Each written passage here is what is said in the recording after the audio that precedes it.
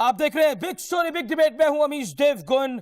अब की बार मोदी सरकार, लेकिन कैसे आई ये मोदी सरकार, उसकी आज हम बात करेंगे। और हमारे साथ मौजूद है Ajay Upadhyay, veteran journalist, senior journalist, Sudhir Tailang साहब, सीनियर कार्टूनिस्ट हमारे साथ मौजूद है, कमाल फारूकी, सेफोलॉजिस्ट हमारे साथ मौजूद है, साथ ही Devendra Sharma, senior journalist, veteran journalist, और पीयूष गोयल है हमारे साथ, भारतीय जनता पार्टी के नेशनल ट्रेडर और एमपी राज्यसभा।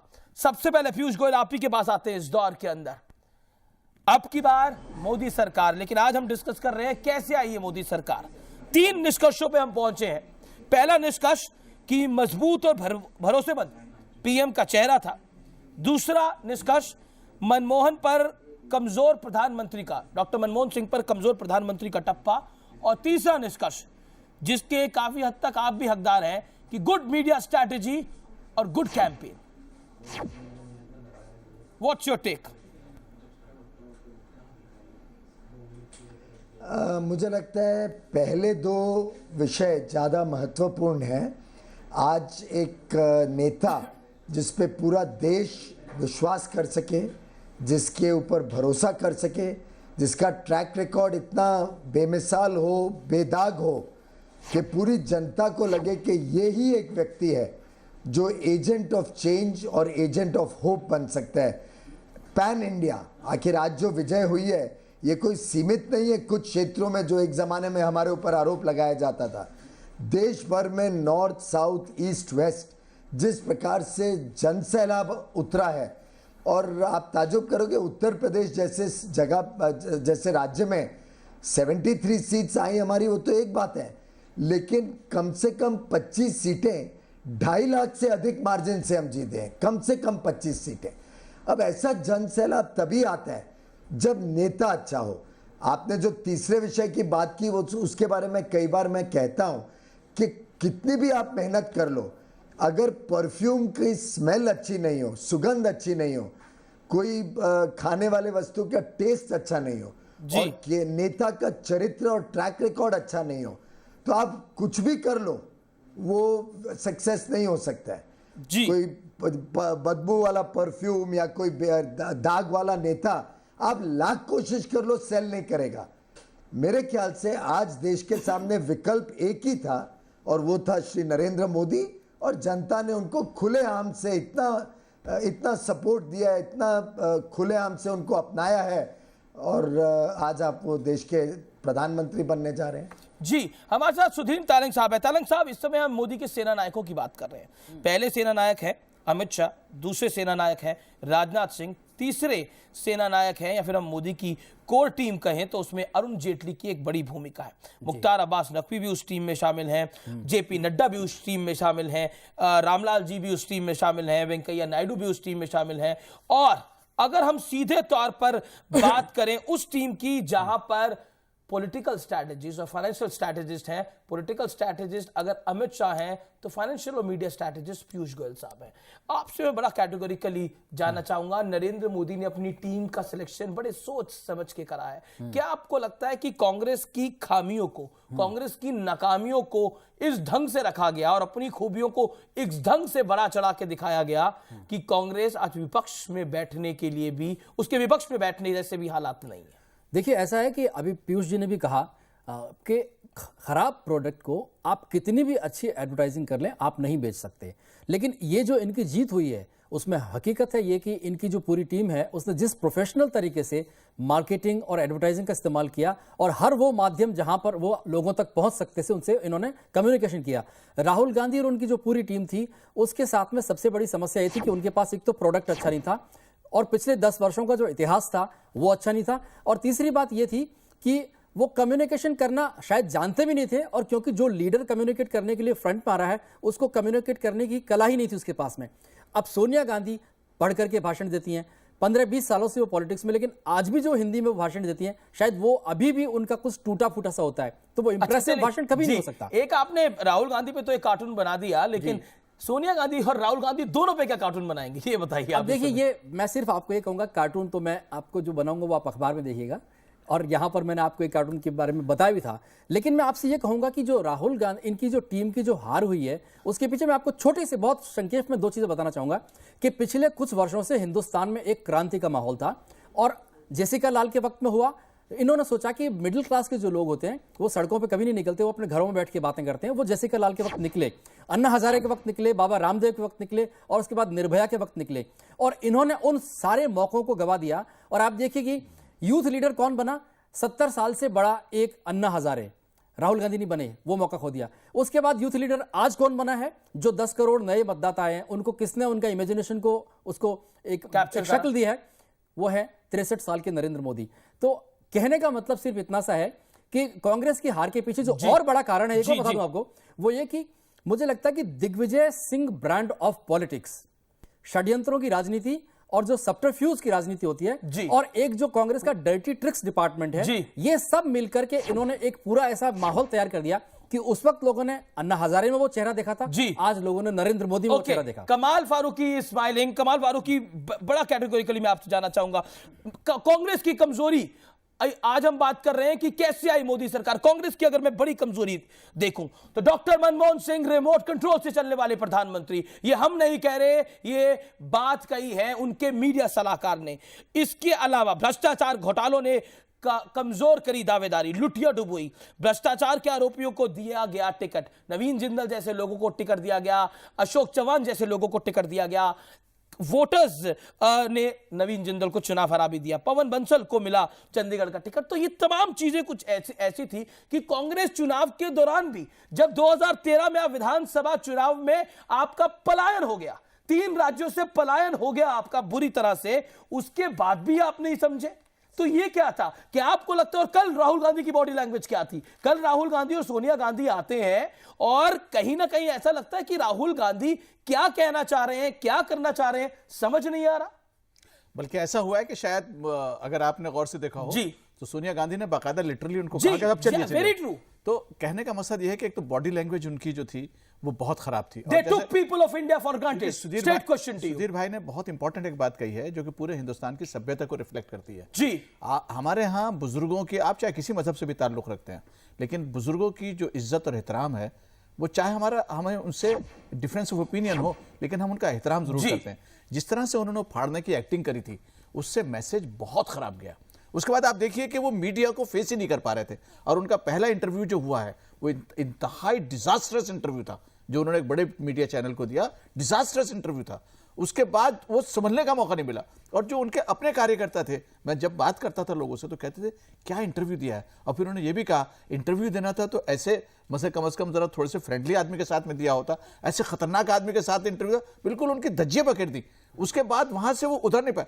तीसरी बड़ी बात जो हुई है कि जो इनके जो प्रवक्ता वगैरह आ रहे थे, the kind of language which we were using, मतलब जिस तरह से ए लेवल के प्रवक्ता ही गायब थे, वो अनफॉर्चुनेटली ए लेवल के प्रवक्ता ही नहीं आ रहे थे। Jyotiraditya Scindia, Sachin Pilot in these elections. ऐसा नहीं है कि अच्छा, हाँ एक और बहुत है, और आप मीडिया को भी फॉर ग्रांटेड लिया, प्रवक्ता की आप सी और डी कैटेगरी की टीम भेजते हैं आप। और दूसरी अहम बात यह है, आपने देखा किसी भी इंपॉर्टेंट कांग्रेस लीडर को मीटिंग एड्रेस करते हुए, कहीं जाते हुए, भाग दौड़ करते हुए कोई नहीं गया, सिवाय मौसे के राहुल गांधी के अलावा कोई आदमी ऐसा नहीं जा रहा हो। ओके पीयूष गोयल, इस समय हम एनालाइज कर रहे हैं कैसे आई मोदी सरकार। अगर आप जब चुनाव अनाउंस हुए थे उन स्थिति को देखते हैं और आज की स्थिति को देखते हैं, जब अपने बूते पे भारतीय जनता पार्टी इतिहास में 30 सालों का रिकॉर्ड तोड़ के आजाद भारत में पहली गैर कांग्रेसी बहुमत वाली सरकार बनाने जा रही है, क्या आपको लगता है कि 2 चीजें आप शायद और कर लेते तो स्थिति और बेहतर होती? हालांकि इससे बेहतर की तो आपको भी उम्मीद नहीं थी, लेकिन फिर भी आई आस्क दिस क्वेश्चन, अगर आप 2 चीजें ऐसी कर लेते जिससे आपको लगता स्थिति बेहतर होती? और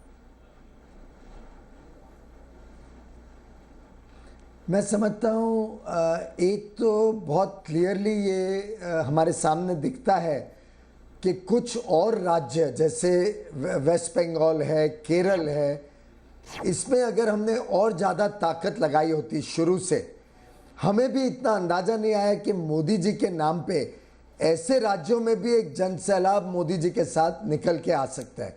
आखिर वहाँ पे भी एस्पिरेशनल मिडिल क्लास है, वहाँ पे भी जो युवा युवती हैं वो त्रस्त थे इस सरकार की नाकामियों से।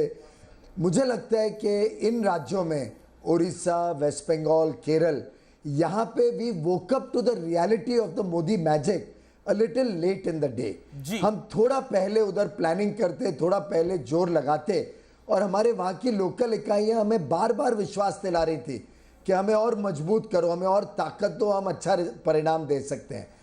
एक तो ये मैं समझता हूँ एक थोड़ी बहुत हमारी तरफ से भूल हुई। आगे आने वाले दिनों में, महीनों में पार्टी का नेतृत्व और ज़्यादा मेहनत करे, इन इलाकों में भारतीय जनता पार्टी का काम बढ़ाए, तो उससे जो पैन इंडिया पार्टी बनी है वो और ज़्यादा गहराई से देश भर में जा सकेगी।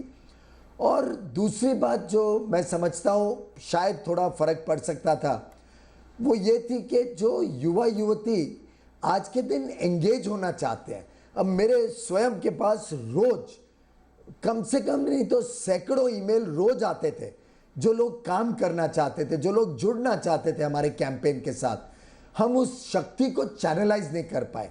अगर हम उस पूरी शक्ति को चैनलाइज करते तो मुझे लगता है देश भर में और 40-50 सीटें जीत सकते थे। एक उदाहरण दूंगा, मुंबई में एक इंडिया फर्स्ट नाम के एक संस्था को, एक संस्था तो क्या, एक मूवमेंट को मैंने सीड किया था। ऐसे ही बड़े पढ़े लिखे लोग, कोई वॉटन से, कोई हार्वर्ड से, विदेशों से, IIT IIM से, यंगस्टर्स, प्रोफेशनल सब जुड़ के उन्होंने एक मूवमेंट शुरू किया, इंडिया फर्स्ट। आप मानोगे नहीं, दक्षिण मुंबई, जो वेस्टर्न मुंबई है, पूनम महाजन जी की सीट, इन इलाकों में जो एक तरीके से काफ़ी जहाँ पे ऐसे लोग रहते हैं जो आसानी से बीजेपी सेना के साथ नहीं आते थे, उनको इतना प्रभावित किया इन युवा युवतियों ने कि वो दोनों सीट हम बड़ी बड़ी मार्जिन से प्रिया दत्त और मिलिंद देवरा को हरा सके। तो मुझे लगता है देश भर में अगर ये प्रयोग और ज़्यादा हम करते, वैसे तो काफी बड़ी मात्रा में किया गया, पर उसकी और ज्यादा संभावना थी। चलिए, ये तो बात हुई आप क्या करते हैं, लेकिन मेरा अगला सवाल बड़ा इंपॉर्टेंट है। लेकिन उससे पहले मैं ग्राउंड रियलिटी बताना चाहूंगा। मोदी की बड़ी ताकत क्या है? मोदी की बड़ी ताकत है, Amit Shah ground level strategist है, जिन्होंने उनको 73 सीटें लाके दी हैं। मोदी के दिल्ली दरबार में कौन सबसे भरोसेमंद है? वो अरुण जेटली हैं, जो पॉलिटिकल स्ट्रैटेजिस्ट हैं। मोदी के फाइनेंशियल स्ट्रैटेजिस्ट कौन है, मीडिया स्ट्रैटेजिस्ट कौन है? वो पीयूष गोयल साहब है। ये 3 बड़े चेहरे हैं जो नरेंद्र मोदी के पीछे काम करें। इसके अलावा अब आपको मिलवाते हैं कुछ ऐसे नामों से जो मीडिया में नहीं आते। ये नाम भी काफी खास हैं। पहला नाम इसमें है भरत लाल का। भरत लाल साहब गुजरात भवन में रेजिडेंट कमिश्नर हैं। अब तक दिल्ली की हर हलचल वो नरेंद्र मोदी को बताते हैं। भरत लाल। दूसरा नाम है के कैलाश नाथन का, IAS ऑफिसर, गांधीनगर में मोदी के चीफ प्रिंसिपल सेक्रेटरी, प्रशासनिक फैसलों में मोदी को सुझाव देते रहे हैं, नरेंद्र मोदी को राजनीतिक इनपुट देने का भी खासा काम किया है। तीसरा बड़ा नाम है AK शर्मा का, मोदी के एडिशनल प्रिंसिपल सेक्रेटरी हैं, वाइब्रेंट गुजरात समिट में खास भूमिका, PMO में टीम मोदी का बन सकते हैं बड़ा हिस्सा। इसके अलावा नरेंद्र मोदी के कुछ खास लोग हैं, जो 3 तो दिल्ली इस समय आ चुके हैं ऑफिशियली, लेकिन कुछ लोग अभी और गुजरात से दिल्ली का सफर तय करेंगे। लेकिन एक और ऐतिहासिक बात हुई इस चुनावों के अंदर कि दिल्ली की सरकार दिल्ली में नहीं बनी, गांधीनगर में बनी। क्या आपको लगता है अजय उपाध्याय, इतिहास में यह चुनाव याद किया जाएगा, पहली बार एक जमीनी नेता देश का प्रधानमंत्री बनने जा रहा है?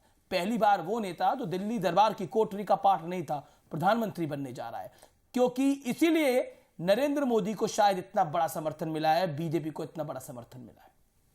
बिल्कुल ठीक बात है। ये दिल्ली के लिए ये मुझे लगता है पहला मौका होगा जब, ऐसे तो देवगौड़ा साहब भी प्राइम मिनिस्टर हुए और बाकी लोग हुए, लेकिन जब वो हुए तो बाई एक्सीडेंट हुए थे। वो जिसको नेचुरल क्लेम कहते हैं, जिस आधार पे नरेंद्र मोदी अभी जीत के आ रहे हैं, वो आधार नहीं था।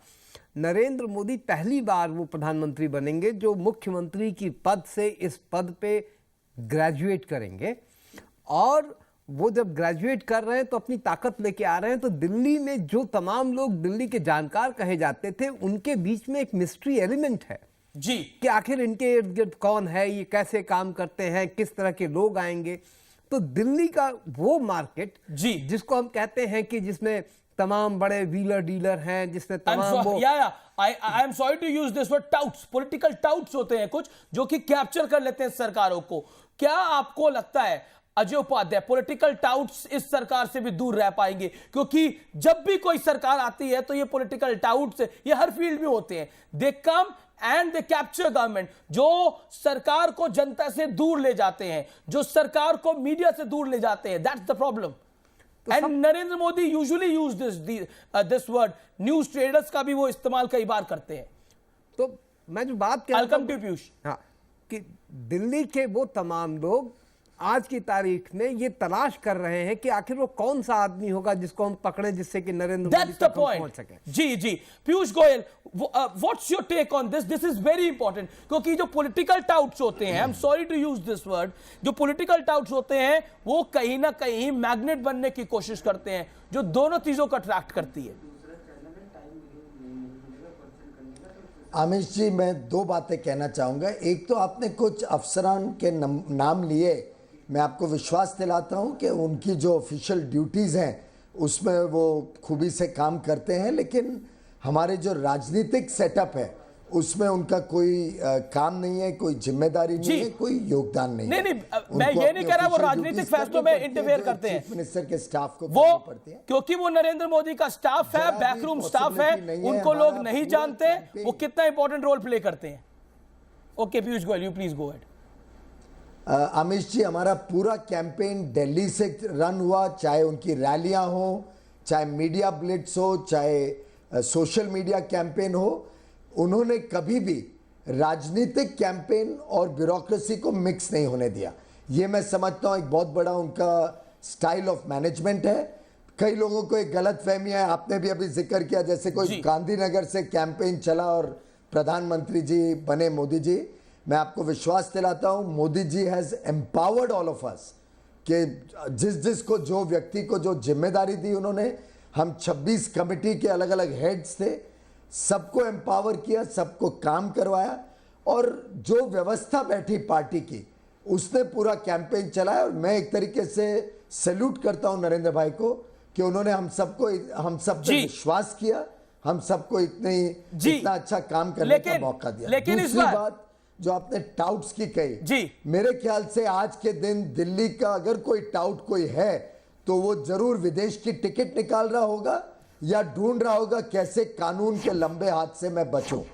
नरेंद्र मोदी जी की जो विशेषता रही है, 12 वर्ष में गुजरात में जो सुशासन उन्होंने दिया है, 12 वर्ष में जो आपको एक शासन मिला जहां एक स्कैम की बू नहीं मिली, एक कोई व्यक्ति आप मुझे दिलवा दो जो बोल सके कि वो गुजरात सरकार में कोई काम करवा देगा, कुछ रिश्वत दिलवा देगा। नहीं, इस चुनाव में आरोप भी लगे पीयूष गोयल साहब, इस चुनाव में आरोप भी कई लगे। मेरिट हो जाएगा, मैं राजनीति छोड़ने को तैयार हूं। सॉरी, इस चुनाव में आरोप भी कई लगे।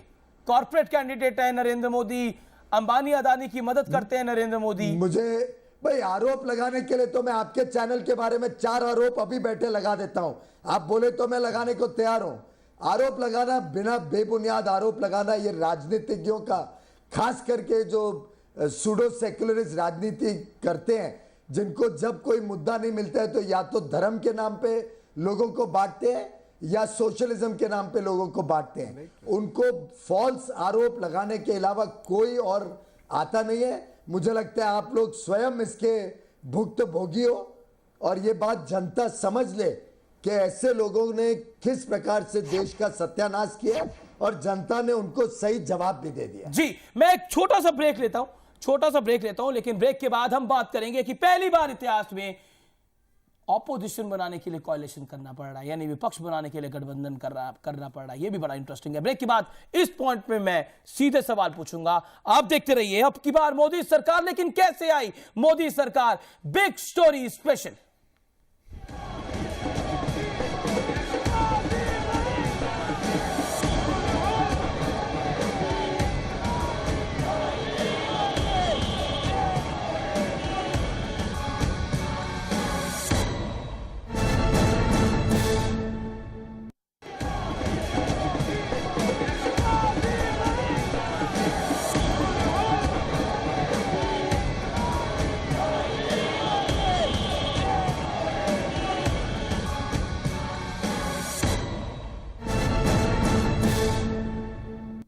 आखिरकार कैसे आई मोदी सरकार? क्योंकि बीजेपी कह रही थी अब की बार मोदी सरकार, लेकिन एक बड़ा इंटरेस्टिंग हुआ इस इलेक्शन के अंदर। कोalition बनाने पड़ते थे सरकारें बनाने के लिए, कोalition बनाने पड़ते थे सत्ता लेने के लिए, लेकिन पहली बार ऐसा होगा इतिहास में कोalition बनाना पड़ेगा ऑपोजिशन बनाने के लिए। देवेंद्र शर्मा, क्या आपको लगता है यह अपने आप में ऐतिहासिक मूवमेंट है? आपको याद होगा कुछ दशक पहले से बात हो रही है कि देश में और या राजनीति में अब कोलिशन के अलावा कोई चारा नहीं है। हर इलेक्शन पे हम सुनते थे कि पॉलिटिकल पार्टीज कहती थी कि देखिए ये तो हमारी मजबूरी है, कोलिशन का सिस्टम जो है वो आ चुका है। लेकिन इस इलेक्शन में और इससे पहले अगर आप स्टेट इलेक्शन भी देखें तो दो को देख के मेरा ये कहीं एक सवाल उठता है कि कहीं देश ने एक मैसेज दे दिया है कि अब कोलिशन से वो तंग आ चुका है, अब वो चाहता है कि सरकार ऐसी है जो स्टेबल हो, जो कुछ डिलीवर कर पाए। और ये शायद एक बहुत बड़ा मैसेज आपको इससे मिलता है, और दिसंबर की जो इलेक्शन हुई थी उसमें भी मिलता है कि लोगों ने राज्यों में आपने देखा है कि पूरा उन्होंने एक ऐसा इलेक्टोरल वर्डिक्ट दिया है जो एक ऐसी पार्टी के खिलाफ, पार्टी के फेवर में गया है जो डिलीवर कर सके। जी। और ऐसे ही मुझे लगता है कि अब जो ये हुआ है, शायद सवाल उसमें ये खड़ा होता है कि क्या वो कोलिशन का जमाना जो है शायद खत्म हो गया। जी। और अब देश एक्सपेक्ट कर रहा है, और मुझे लगता है कि अगर अब मोदी साहब ने अगर डिलीवर कर दिया, देश ने मैसेज दिया कि कोलिशन गवर्नमेंट नहीं चाहिए, सिंपल मेजॉरिटी की सरकार चाहिए। लेकिन मेरा सवाल बड़ा सीधा कमाल फारूकी आपसे, ऑपोजिशन इस कंडीशन में जब सरकार जो है स्टेबल है तो ऑब्वियसली जो ऑपोजिशन है वही कोलिशन करेगी, और कौन कर सकता है? ऑपोजिशन बनाने के लिए कोलिशन इतिहास में पहली बारी। सीधा जवाब इस पर आपका मैं चाहूंगा। देखिए, अभी मैं एक बात ये बताऊं आपको कि ये it is too early. Sudhir भाई ने एक बात बहुत कही थी कि अब ये 6 महीने का हनीमून है, तो बीजेपी का हनीमून हो सकता है, लेकिन सरकार का हनीमून हो सकता है। लेकिन दो चीजें, ऑपोजिशन कांग्रेस 42-44 तक पहुंच गई है। आप ये देखिए, अब लीडर ऑफ ऑपोजिशन कौन बनेगा, कैसे बनेगा, ऑपोजिशन बनाने के लिए कोalition की जरूरत है। बिल्कुल सही कहा आपने, बिल्कुल सही कहा। लेकिन ये स्थिति हमेशा रहने वाली नहीं है। ये 5 साल तो रहेगी। ये 5 साल भी उस वक्त तक रहेगी अगर आपने कमिटमेंट जो है पूरे करने शुरू कर दिए।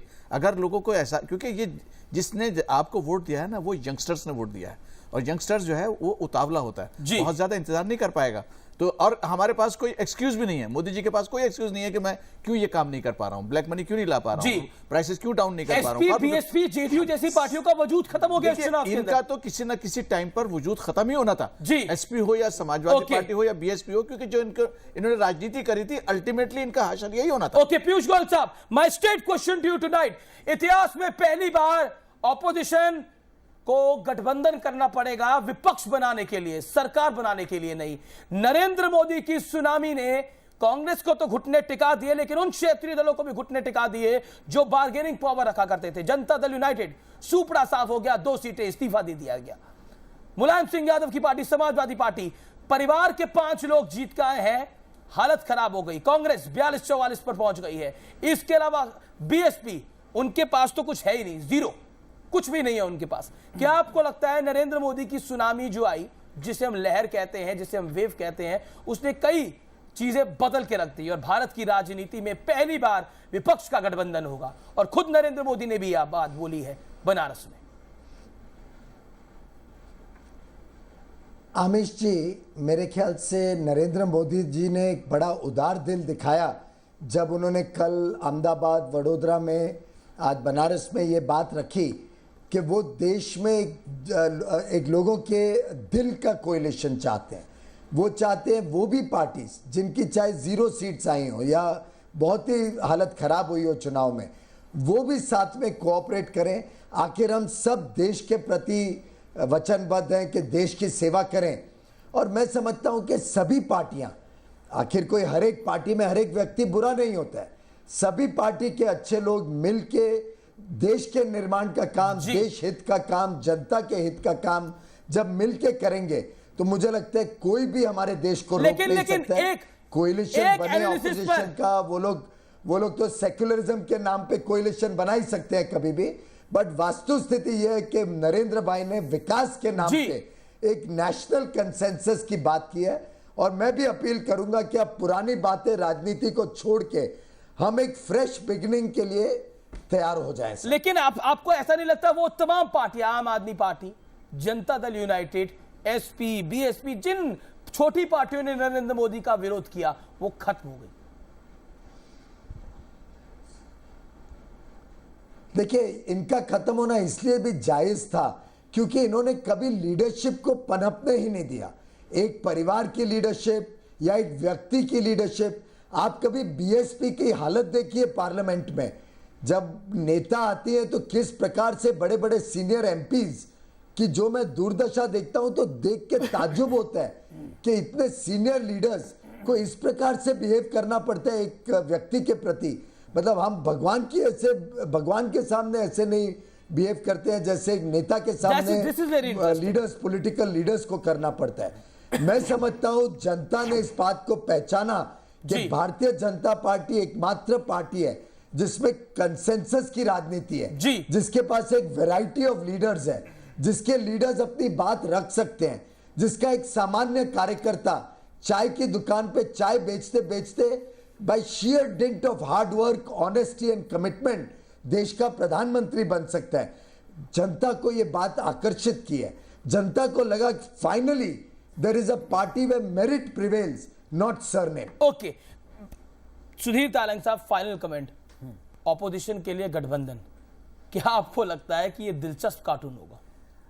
देखिए, ऐसा है कि ये 1984 के वक्त जो ऑपोजिशन की हालत थी वो शायद इससे भी ज़्यादा ख़राब हुई थी, और इस वक्त जिस तरह से ऑपोजिशन का सुपड़ा साफ हुआ है उसमें किसी दूसरे का कोई दोष नहीं है, उनका अपना ही दोष है। और कल किसी ने कमेंट भी किया था कि ये सारी जो पॉलिटिकल पार्टीज है वो लालू सिंड्रोम से पीड़ित हैं, जिसमें सिर्फ वोट बैंक पॉलिटिक्स की जाती है और इसके अतिरिक्त परफॉर्मेंस पे कोई जोर नहीं रखा जाता। जैसे लालू यादव, बाढ़ आ गई पटना में तो उन्होंने कहा था कि क्या बहुत अच्छा हो गया, गंगा मैया आप लोगों के घर में आ गई खुद। उनके पास बाढ़ का कोई समाधान नहीं है, सिंपैथी के दो वर्ड नहीं है, उन्होंने इसको मजाक में उड़ा दिया। वो कहते हैं कि सब गंगा मैया आपके घर में आइए, देखिए सबके घर में अपने आप आ गई।